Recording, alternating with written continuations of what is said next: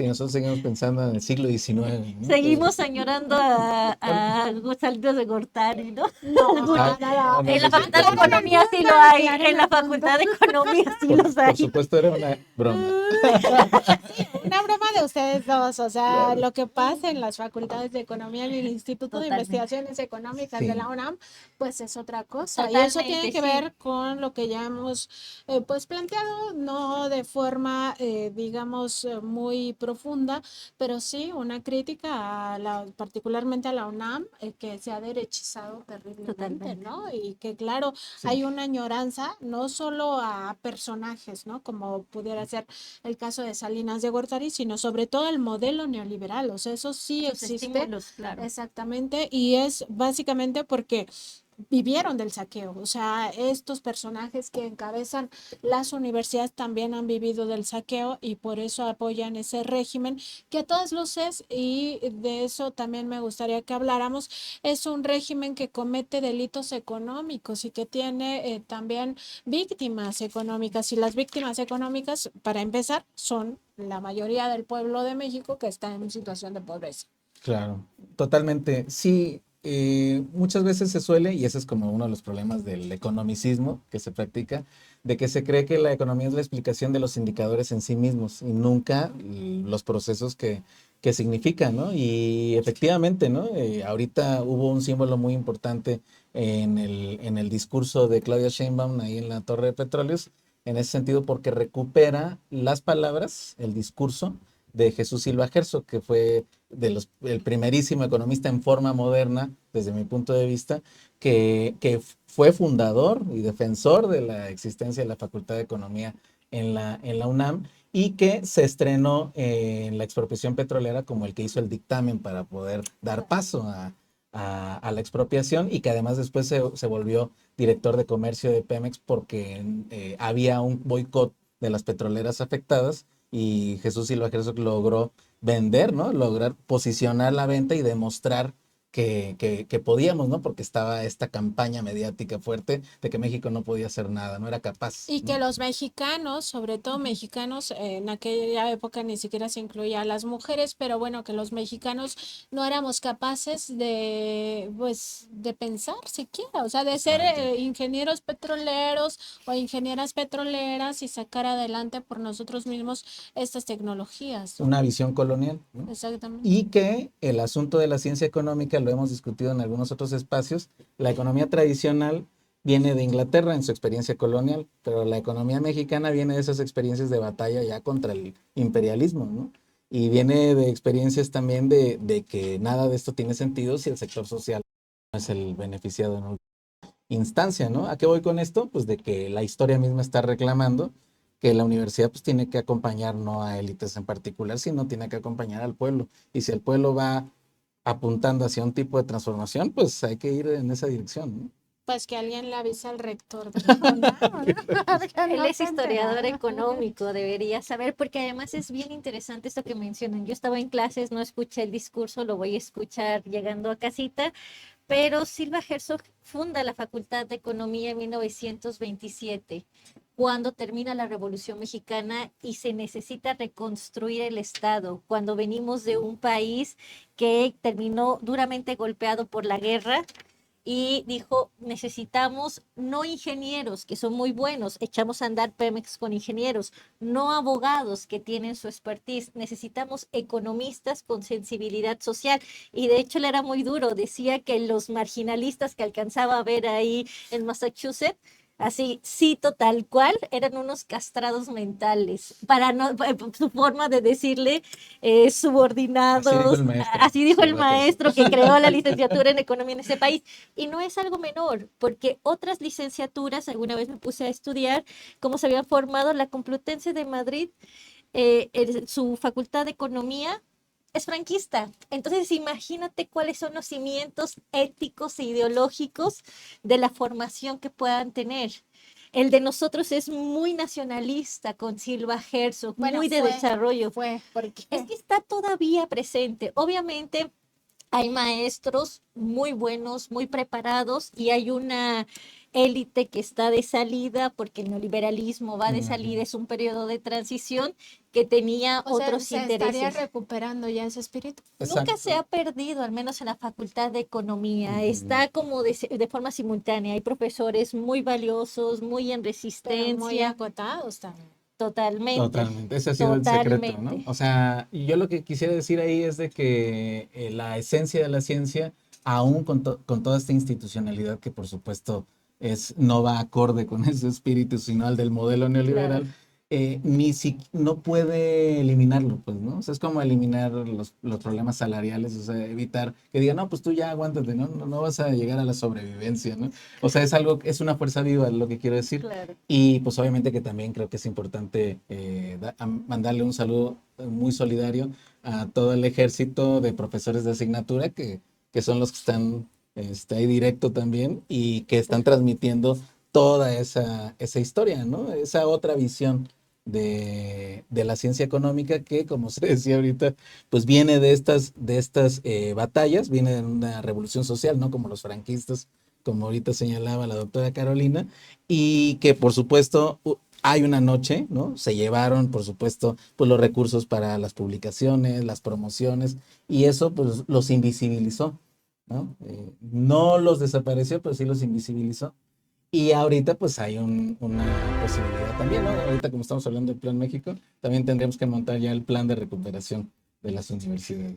Claro, teníamos otros directores, también recordaba, Ceseña le quitaron la visa a los gringos, de tan nacionalista que era, y Ceseña dirigió nuestras instituciones. Libros de imperialismo muy Ajá, muy potentes, Ramón potentes que ya no Ramírez. podían. No, no, no Y hay. tenemos una gran escuela, o sea, ahí hay que recuperarla.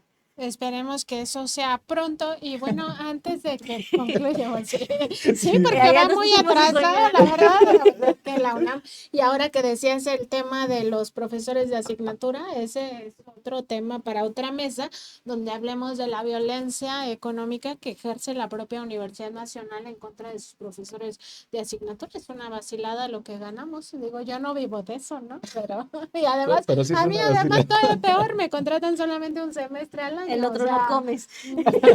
fíjate, Ya o estaba sea, bien programado. si yo viviera de ese recurso, bueno, ya me habría muerto de hambre, ¿no? Y es eso, o sea, sigue con salarios de hambre porque justo sigue en 2017 y en el modelo neoliberal. Antes de concluir, nos quedan 12 minutos y yo sé que es poco tiempo, pero sí quería preguntarles porque hay dentro de esta corriente de narrativas que buscan generar pánico en la sociedad, se está hablando ya de recesión, o sea, dicen Mm, que México ya está en recesión y yo quería aprovechar este momento para consultarles si es así, si eso tiene que ver con las amenazas o los amagos de Donald Trump y los aranceles, o si volvemos nuevamente a un escenario que están intentando inducir para generar pánico y con ello pues justo que estos capitales rapiña, sobre todo mm. los fondos de inversión que son pues eso, muy Los buitres. golondrinos, son Ujú. buitres, etcétera, pues empiezan a sacar su dinero, ¿no? Ujú. Y se crea una crisis en nuestro país. ¿De qué se trata estas acusaciones de que estamos en recesión? Bueno, siempre lo hemos discutido también en otros momentos, ¿no? Cómo hay una tendencia a utilizar cualquier movimiento económico y tratar de inducir el pánico, ¿no? El pánico mueve los mercados y cada que se mueve el mercado hay ganadores y perdedores. Entonces, O sea, por eso les gusta el pánico. exacto, porque el pánico produce ganancias, ¿no? Esa es la Y ética del capital multimillonarias, privado. me Y imagino. multimillonarias y además en aceleración, ¿no? De todo este proceso. Pero, bueno, pues obviamente que el asunto aquí es de que no es lo mismo. O sea, por supuesto, no hay que olvidarlo, que estamos en un entorno de bajo crecimiento global. O sea, la economía como un todo no está creciendo, entonces no podemos esperar, de hecho, tasas tan altas, ¿no? Entonces, ¿qué es lo que ha dado toda esta periodo ya desde el 2008 de estancamiento? Pues ha generado ya todas estas crisis que hemos vivido, ¿no? Destacan los tipos de países como los BRICS, que están haciendo este tipo de recuperaciones y reactivan su economía, entonces sus tasas son un poquito más altas. Acá lo que nos afecta es de que al estar integrados con Estados Unidos, si Estados Unidos se desacelera, pues entonces también nosotros nos vamos a desacelerar, ¿no? No hablaría yo de una crisis porque una cosa es de que se caiga el PIB por un conflicto fuerte de la estructura económica, a que simplemente se ralentiza el proceso por diversas situaciones que ahorita las dominantes son estas de inestabilidad geopolítica, ¿no? Entonces, más bien lo que estamos buscando con el Plan México es precisamente eso, ¿no? ¿Cómo le hacemos para mover la estructura de tal manera que podemos empezar a agarrar tasas ya positivas, ¿no? Pero lo que sí hemos vivido, por ejemplo, durante la pandemia, a pesar de que cayó el Producto Interno Bruto, siguió su curso el proceso de reorganización de las vías de comunicación y la infraestructura básica. Entonces,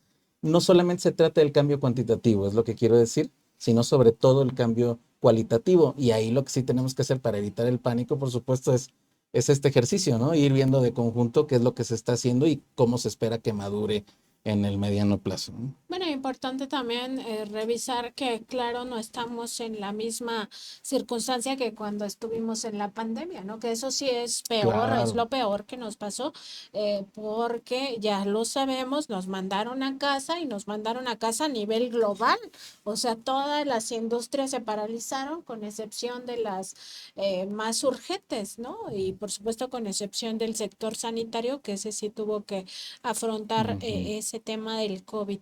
Eh, Doctora Carolina, ¿qué podemos ver en el escenario próximo? Entendiendo también esto que nos decía el doctor Oscar, de que pues el Plan México también es parte de la respuesta hacia esa ralentización, es Ujú. así como se dice, de la propia economía.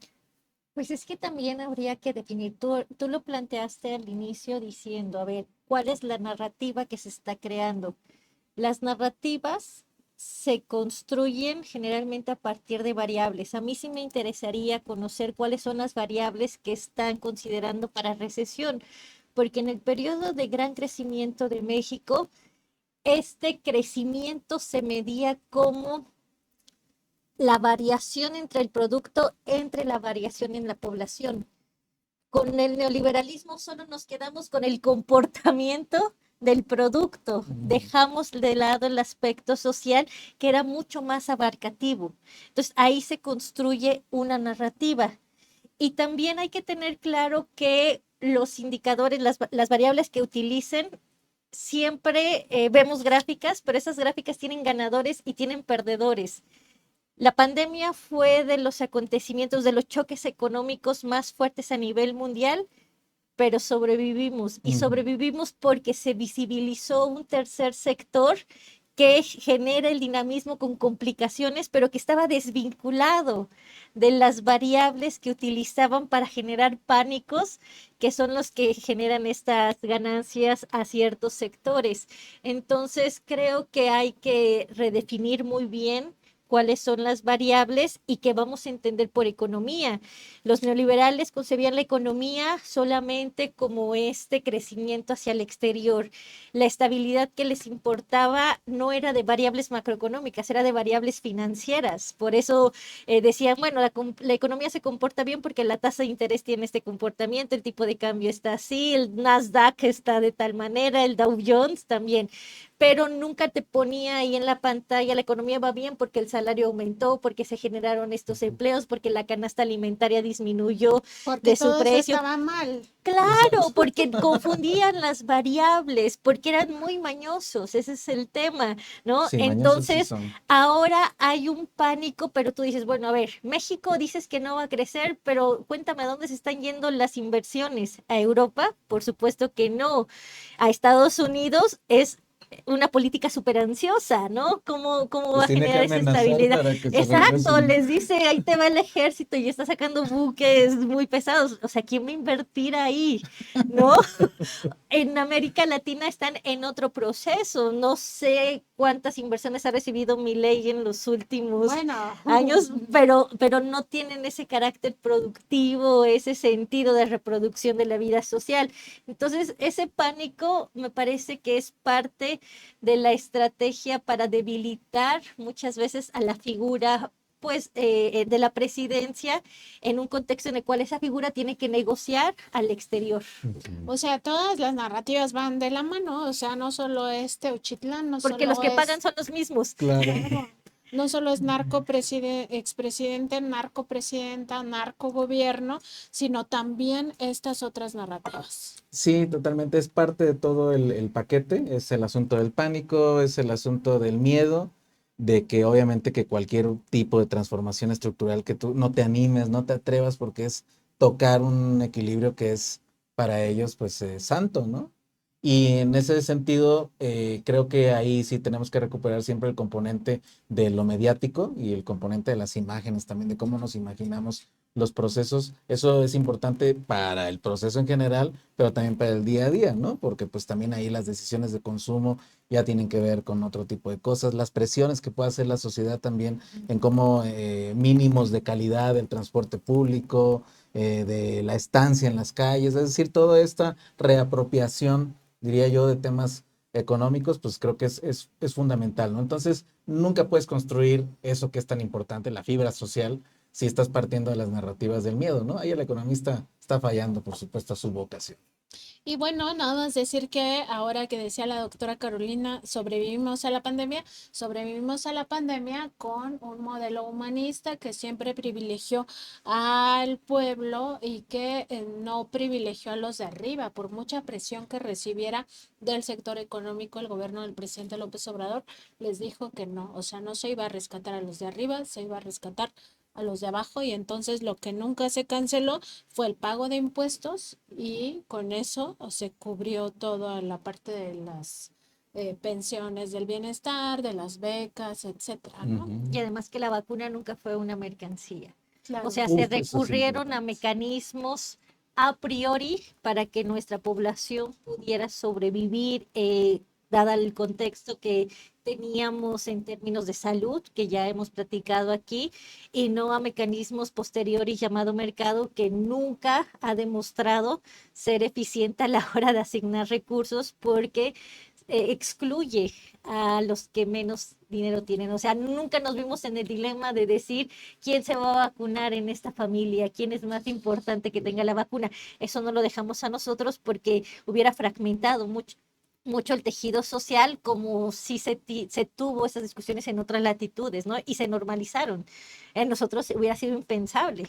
Y democrático, ¿no? Sin el Y, toque de queda y y los otras adultos medidas. mayores, ese reconocimiento de la Eso. sabiduría y de la trayectoria que nos hace más humanos.